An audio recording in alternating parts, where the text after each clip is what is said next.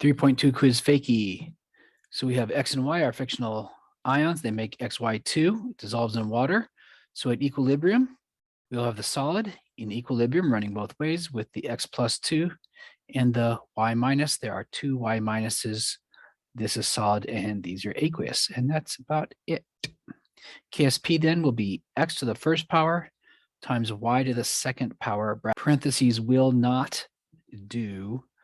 Simply using the notation of X and Y will not do. I guess you could put molarity, but everybody uses brackets. The molar solubility is the amount that can dissolve. And it might seem like we couldn't possibly figure that out, but we can, because we're going to get A and B makes one A and one B. I didn't put solid and aqueous, but that's not even really the point. You don't really care if you put that in your answer. Also, you don't have to put this line, but I'm just trying to be extra helpful.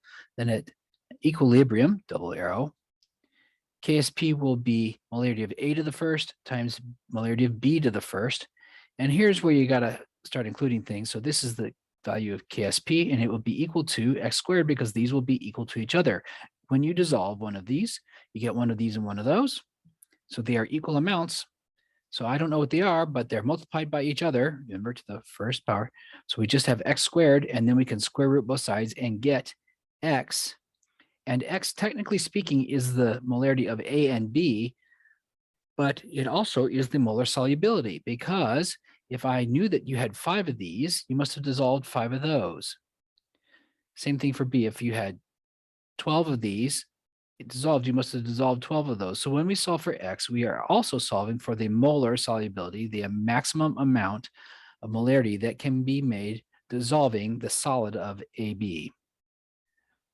I'll point out that number 3 is completely lifted from number 7 in the homework. So everybody should have already done this. We're mixing two chemicals, and I know that nitrate and sodium are super soluble, so they wouldn't be considered for any kind of precipitate in aqueous solutions.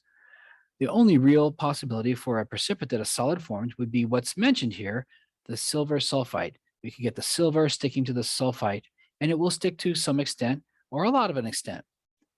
And what you would have to consider then is the solid in equilibrium with the ions here, the two Ag plus ions and the sulfite ion there.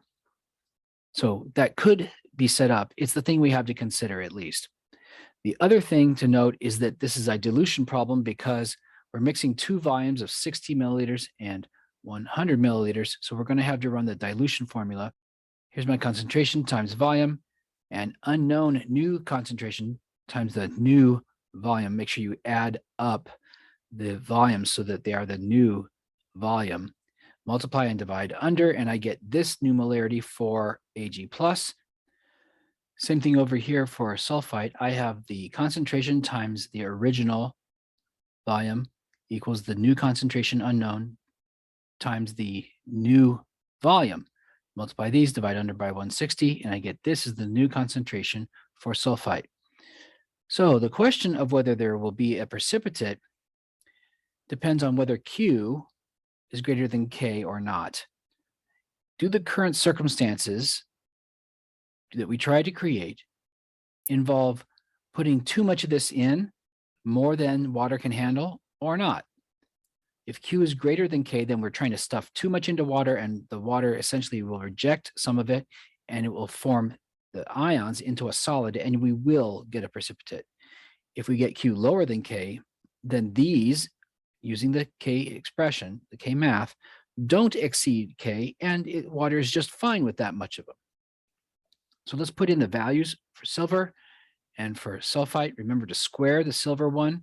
This squared times that is this, and this is bigger than K, which means there is too much of it. You can't stuff this much of this stuff in there and expect it to stay dissolved. Some of it will run backward and form a solid.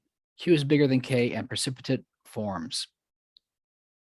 4 I lifted from number 6, and I faked the KSP just to change things up. What's the molar solubility, and what are the concentrations? So you can write all this out if you want. the solid turning into the aqueous ions. Oh, oops, aqueous. And you can write out the KSP thing here if you want. You do need to realize that we're going to get this value being half of that value, but more to the point, this being twice as much as that. That sounds like the same thing, but remember, don't use fractions. So we're going to count this as 1x, or people put S, I guess, for solubility. And this is 2s then. If you dissolve one of these, you get one of those and two of that. If you dissolved 5, you would get 5 of these and 10 of those. So this is going to be double the value of whatever this is. That's why we have S and 2s. But for K, we take those values to the power of the number in front. So this will be to the first power, and this will be to the second power. So yes, the 2 gets used twice. It has to be here because this will be double of that, and it has to be here because that value that I just said is to the power of 2, because the 2 is the coefficient here. So this ends up being 4s cubed. And they told me, okay, so I put that in, divide by 4, take the cube root, and I get the value of S. S technically is the molarity of the SR plus 2. Notice the same number.